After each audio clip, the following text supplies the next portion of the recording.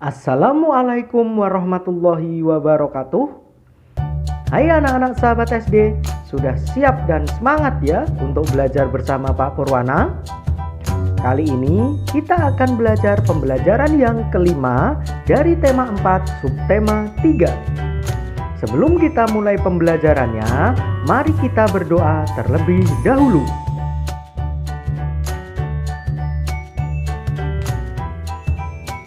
Tujuan pembelajaran kali ini adalah sebagai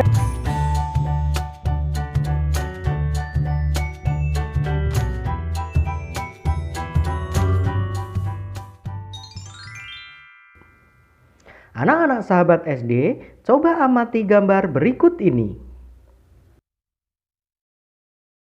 Udin pandai membuat cerita bergambar atau komik. Kepandaian Udin membuat cerita bergambar karena gemar membaca. Saat liburan sekolah, Udin menggunakan waktunya untuk membuat cerita bergambar. Masih ingatkah kamu langkah-langkah yang harus disiapkan dalam membuat gambar cerita? Kamu bisa mengingatnya lagi dengan memperhatikan persiapan Udin dalam membuat gambar cerita seperti berikut ini. Menentukan cerita yang akan digambar. Udin akan menggambar cerita si pitung. Udin mempelajari cerita si pitung. Kemudian, Udin mempelajari karakter tokoh dalam cerita. Misalnya, si pitung merupakan sosok pemuda yang pandai mengaji dan pandai silat. Dua teman si pitung bernama Rais dan Ji memiliki karakter baik hati, penolong, murah hati, pemberani, dan berakhlak mulia. Ada juga karakter Company yang jahat, egois, keras kepala, dan pemarah. Selanjutnya, Udin mempelajari alur cerita sederhana tentang si pitung.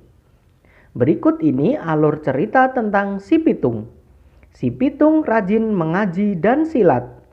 Si pitung gemar berlatih silat bersama teman-temannya. Si pitung gagah berani melawan Company demi membela rakyat, bangsa, dan negara. Kemudian, Udin mulai menggambar sesuai alur cerita yang telah dibuat. Sebelum menggambar, tentu saja Udin menyiapkan berbagai hal yang dibutuhkan seperti berikut. Alat dan bahan untuk membuat gambar cerita. Membuat sketsa gambar cerita berdasarkan tema atau cerita yang telah ditentukan. Menyempurnakan sketsa gambar cerita berdasarkan tema atau cerita yang telah ditentukan. Berikut ini merupakan gambar cerita yang dibuat Udin.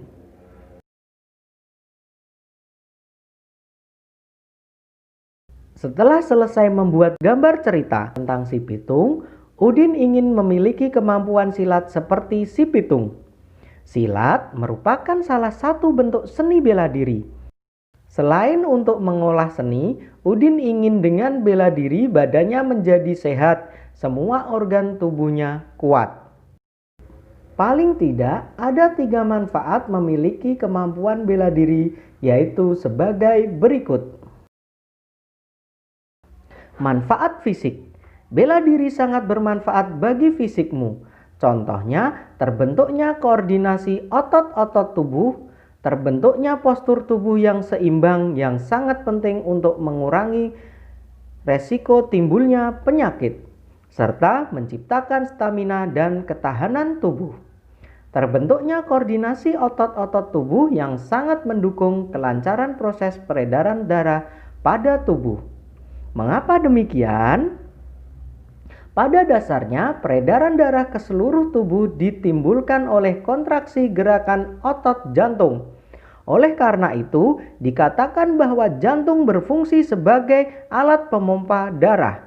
Sebagai alat pemompa darah, jantung tersusun atas bermacam jaringan dengan karakteristik yang disesuaikan fungsinya.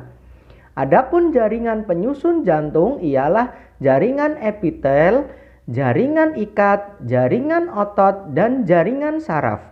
Jaringan otot yang menyusun jantung ialah otot jantung.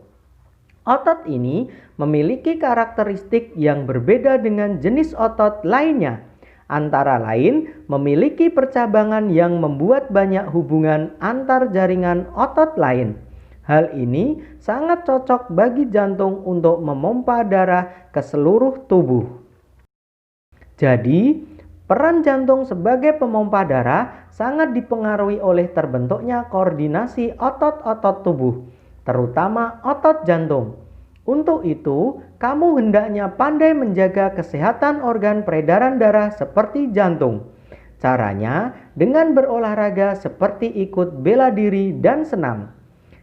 Jika kamu tidak peduli terhadap kesehatan diri, maka dikhawatirkan akan timbul penyakit yang mengganggu organ peredaran darah tubuhmu. Banyak penyakit yang bisa menimbulkan gangguan pada organ peredaran darah, misalnya serangan jantung dan stroke. Serangan jantung terjadi saat rusaknya otot jantung akibat kurangnya pasokan darah karena penyumbatan dan terganggunya aliran darah secara mendadak. Serangan jantung adalah puncak dari kerusakan yang berlangsung lama yang menimbulkan kejutan emosional, kekacauan fisiologis, dan kelemahan mental. Serangan jantung pertama kali digambarkan sebagai rasa sakit di bagian dada yang terjadi terus-menerus hingga setengah jam. Kemudian menjalar ke tangan kiri dan rahang. Akibatnya muncul perasaan takut yang begitu besar dan kesulitan bernapas. Adapun stroke adalah gangguan fungsi sistem saraf yang terjadi mendadak dan disebabkan oleh gangguan peredaran darah di otak. Gangguan peredaran darah di otak dapat berupa tersumbatnya pembuluh darah atau pecahnya pembuluh darah. Hal ini menyebabkan kekurangan pasokan oksigen ke otak.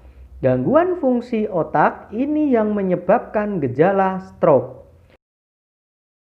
Untuk mempermudah kita dalam mengingat jenis-jenis penyakit yang mengganggu organ peredaran darah pada tubuh manusia, maka kita dapat membuat diagram alur jenis penyakit yang mengganggu organ peredaran darah seperti berikut.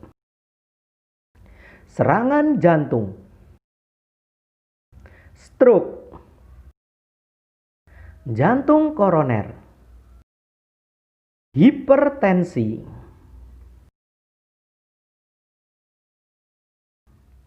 manfaat emosional. Selain bermanfaat bagi fisikmu, bela diri juga bermanfaat untuk mengendalikan emosimu.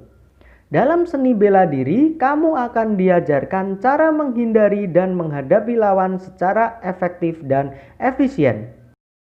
Dengan kemampuan tersebut, kamu bisa membela diri dengan melumpuhkan penyerang sementara dan menghindari konflik berkepanjangan. Seni bela diri tidak mengajarkan kamu untuk menghabisi penyerang tanpa ampun. Manfaat sosial.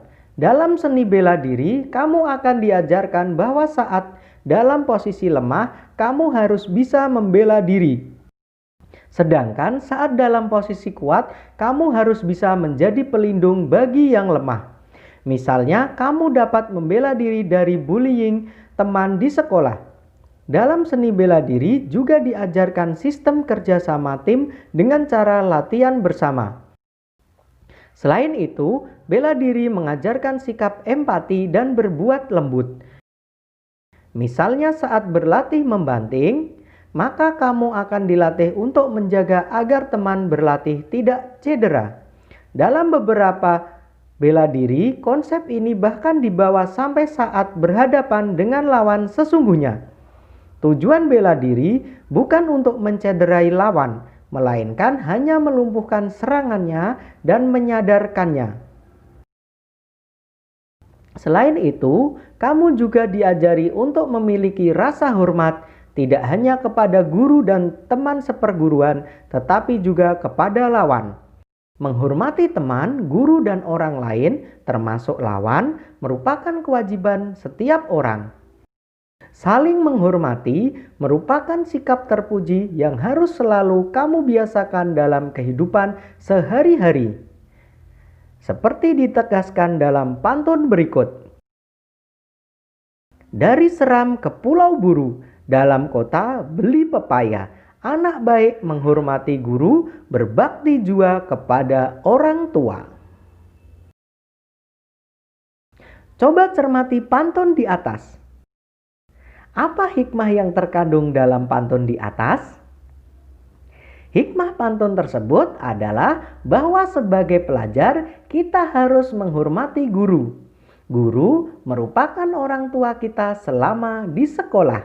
Kita juga harus menghormati orang tua dengan cara berbakti kepada orang tua. Dengan demikian, kita akan disayangi orang-orang di sekitar kita. Berdasarkan amanat yang terkandung di dalamnya, termasuk jenis pantun apakah pantun di atas? Berdasarkan isinya, pantun tersebut berjenis pantun nasihat. Sekarang, coba kamu buat pantun seperti jenis pantun di atas. Kemudian, tuliskan hikmah yang terkandung dalam pantun tersebut. Selamat berkreasi! Demikian pembelajaran kelima dari tema 4 subtema 3. Untuk mengukur pemahaman terhadap materi yang sudah kita bahas, kalian dapat mengerjakan latihan soal yang ada pada deskripsi video ini. Tetap semangat, rajin belajar, rajin beribadah, jadilah generasi penerus bangsa yang cerdas, berkarakter, menyenangkan, luar biasa, hebat. Terima kasih. Wassalamualaikum warahmatullahi wabarakatuh.